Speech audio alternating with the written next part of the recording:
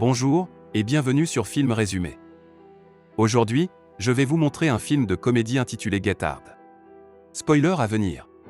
Prenez soin de vous, et bon visionnage. Le film commence avec James King qui pleure de façon hystérique. Un mois plus tôt, James était un gestionnaire de fonds spéculatifs extrêmement riche, fiancé à sa superbe fiancée chercheuse d'or, Alyssa. Son laveur de voitures, Darnell Lewis, est marié à Rita et essaie de mettre leur fille Makayla dans une meilleure école, loin du mauvais quartier où ils vivent. James rencontre Darnell lorsque ce dernier lui fait accidentellement peur sur le parking parce qu'il pensait que Darnell allait le voler, alors qu'il voulait juste lui donner ses clés. James fait un discours sur la façon dont il est arrivé à son succès, et pour inspirer Darnell à aller vers le sien. Il sort une grosse liasse de billets, pour ensuite sortir 2 billets de $1 comme pourboire pour Darnell. Alyssa organise une fête de fiançailles pour elle et James. Elle lui offre une guitare électrique en cadeau et invite John Mayer à monter sur scène pour jouer. James se produit momentanément aux côtés de Mayer jusqu'à ce que les flics débarquent et arrêtent James pour fraude et détournement de fonds. L'avocat de James, Peter Penny, incite James à plaider coupable, mais il refuse et insiste sur le fait qu'il sera disculpé. Au lieu de cela, tous ceux qui ont perdu de l'argent dans le détournement de fonds veulent la tête de James. Le juge le déclare coupable et condamne James à 10 ans à San Quentin, avec seulement 30 jours pour mettre ses affaires en ordre. Ses biens sont gelés et il est placé en résidence surveillée. Il coupe le bracelet de cheville et tente de fuir le pays.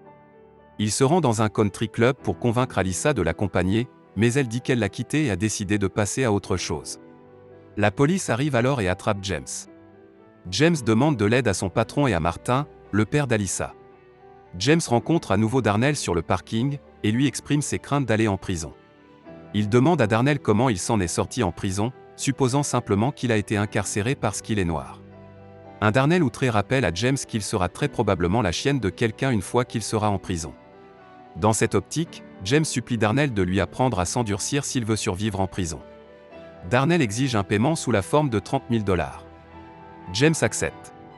Darnell, qui s'est fait gifler après avoir traité Rita de salope, ne sait pas vraiment comment se comporter en dur lui-même. Il essaie de jouer la comédie pour convaincre James qu'il peut lui montrer comment se préparer. Il appelle son cousin qui est allé en prison et lui demande ce qui s'est passé. Pour commencer son entraînement, Darnell asperge James de poivre de Cayenne en arrivant chez lui. Il essaie de faire en sorte que James devienne intimidant avec son visage de chien fou, mais James ne peut que le chien triste. Darnell teste la capacité de James à se défendre en créant des scénarios dans lesquels il doit se défendre. Il fait en sorte que James choisisse des bagarres au parc, mais James se fait botter plusieurs fois. James contacte Martin et lui dit qu'il va recevoir de l'aide. Martin, qui est le véritable escroc, pense que James est sur son dos et ordonne à son avocat et à un bandit nommé Gale de s'occuper des affaires. Comme il ne reste que peu de temps et qu'il y a encore moins d'améliorations, Darnell se dit que James doit apprendre à séduire des garçons en prison. Ils se rendent dans un lieu de drague gay pour que James trouve un homme à séduire. Il ne peut pas aller jusqu'au bout et dit à Darnell, devant les autres hommes gays curieux et intéressés, qu'il va continuer et faire tout ce qu'il faut pour bander. Ils partent alors que les hommes les applaudissent. James commence à s'entraîner plus fort et plus vite. Il commence à fabriquer des rasoirs, juste au cas où, et il en garde un dans son postérieur, juste au cas où. Darnell simule un raid de prison avec l'aide jouant le rôle de détenu. Dans le chaos, James se prend un surin dans la tête. Darnell conduit James chez lui pour que Rita retire le surin. Il dîne et écoute Darnell inventer une histoire sur la façon dont il est allé en prison. Mais il ne fait que raconter à nouveau le film Boys and the Hood.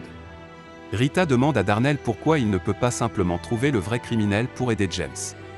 Quelques jours avant son incarcération, James et Darnell décident que James rejoindra un gang local, les Crenshaw Kings, pour le protéger en prison.